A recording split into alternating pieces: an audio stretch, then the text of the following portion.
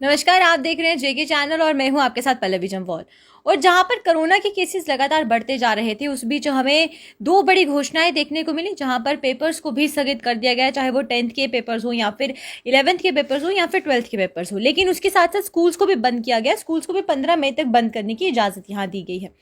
पर यहाँ पर सवाल उन टीचर्स का था जो टीचर स्कूल्स जाते थे, क्योंकि टीचर्स के लिए स्कूल्स को बंद नहीं किया गया था। टीचर्स की जो अटेंडेंस थी वो उनको स्कूल जाकर लगानी पड़ती थी।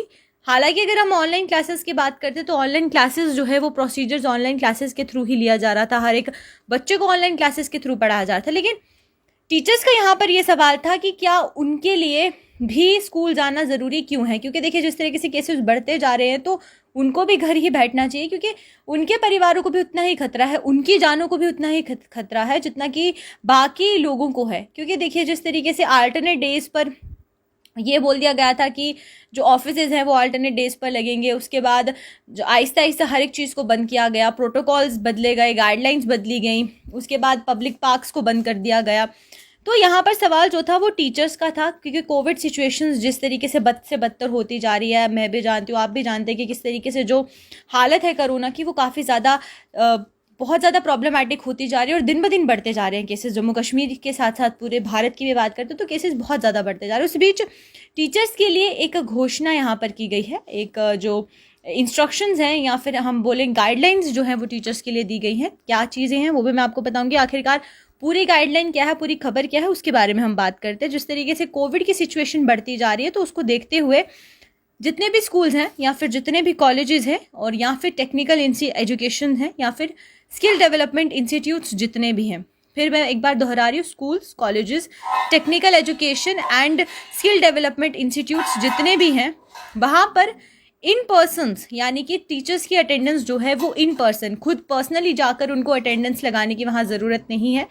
और जितने भी स्टाफ मेंबर्स हैं, चाहे वो किसी भी टीचिंग स्टाफ हो या फिर नॉन टीचिंग स्टाफ हो, उनको ऑनलाइन क्लासेस अटेंड करने का यहाँ पे निर्देश दिए गए हैं। और वो भी ऑनलाइन क्लासेस आप घर से ही जो है वो बच्चों को दे सकते हैं, आपको स्कूल जाने की ज़रूरत नहीं है। क्योंकि जिस तरीके की कोविड सिचुएशन बढ़ती जा रही है उसको देखते हुए ये सरकार ने निर्देश जारी किए हैं, जहाँ पर जितने भी स्कूल्स, कॉलेजेस, टेक्निकल इंस्टीट्यूट्स हों या फिर स्किल डेवलपमेंट इंस्टीट्यूट्स हों, वहाँ पर जो भी स्टाफ मेंबर्स हैं, जो वहाँ पर टीचिंग स्टाफ है या नॉन टीचिंग स्टाफ है, उनको अब इन पर्सनल जाने की ज़रूरत नहीं है। यानी कि अब टीचर्स को स्कूल्स या कॉलेजेस जाकर अपनी अटेंडेंस लगाने की ज़रूरत नहीं है, वो अपने घर से ही बच्चों की ऑनलाइन क्लासेस ले सकती हैं।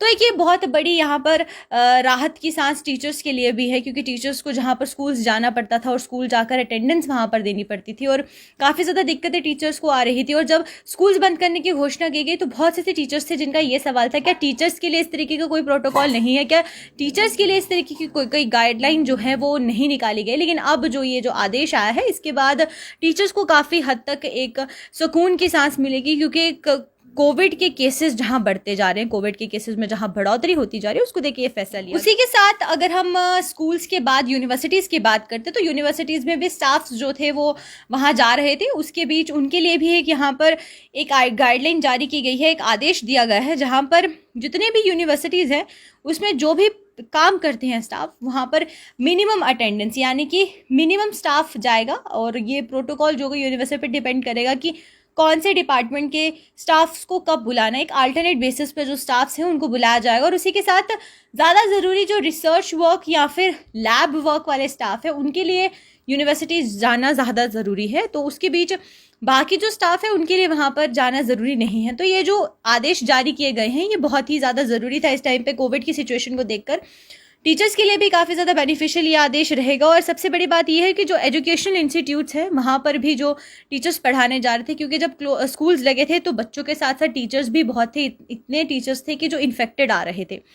तो उसके बाद ये जो फैसला लिया गया है ये बहुत ही ज़्यादा काबिल तारीफ़ है। और वहीं अगर हम जम्मू कश्मीर के कोरोना के आंकड़े की बात करते हैं, पिछले 24 घंटों में क्या कुछ आंकड़े यहाँ पर दर्ज किए गए हैं, तो कोरोना के आंकड़े कल जिस तरीके से मैंने आपको बताया था वो 2000 पहुंचे थे, लेकिन आज अगर हम आंकड़ों की बात करते हैं तो 3000 तक आंकड़े पहुंच चुके हैं। यानी कि एक दिन में 1000 केसेस की बढ़ोतरी हुई है, जो कि एक बहुत बड़ा यहाँ पर अमाउंट है।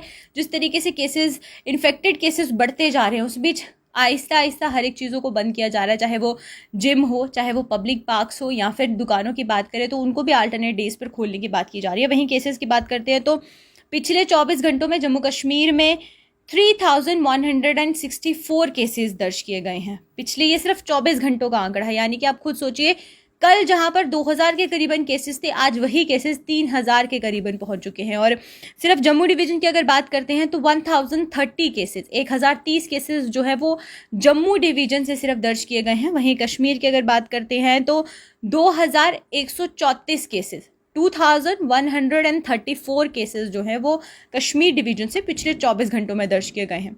आंकड़ा जिस तरीके से दिन ब दिन बढ़ता जा रहा है, तो यहाँ पर बहुत ज़रूरी है कि आप SOPs को भी फॉलो करें, गाइडलाइंस को भी फॉलो करें, सोशल डिस्टेंसिंग का ध्यान रखें और सोशल डिस्टेंसिंग के साथ साथ अपना मास्क जब भी आप घर से बाहर जाएं तो ज़रूर पहने। और साथ ही साथ मैं जाते जाते फिर आपसे एक बार ये बताऊंगी, इन्फॉर्मेशन दूंगी कि अगर आपको किसी भी हेल्प की ज़रूरत है तो आप हमारे ट्विटर हैंडलर पर या फिर आप हमारे फेसबुक पेज पर मैसेज कर सकते हैं। मैसेज नहीं, अगर आपको नहीं पता चल रहा मैसेज कैसे करना तो आप हमें कमेंट में ज़रूर बता सकते हैं। अगर आपको किसी भी तरीके की हेल्प की ज़रूरत है, चाहे वो ऑक्सीजन सिलेंडर से ज़रूरत हो आपको, वो भी हम आपको कोशिश करेंगे कि आपका मैसेज ज़्यादा से ज़्यादा लोगों तक पहुँचाएँ, ताकि ये जो आपकी थोड़ी सी मदद हम लोग कर सकें। और उसी के साथ अगर आपको किसी भी तरीके की और दिक्कतें आ रही हैं, किसी भी तरीके के सवाल हैं आपके मन में, तो आप हमें ज़रूर मैसेज करें या फिर कमेंट करके ज़रूर बताएं कि आपको क्या कुछ सवाल है। हम हर एक सवाल का जवाब देंगे, हर एक दिक्कत को पूरा करने की कोशिश करेंगे।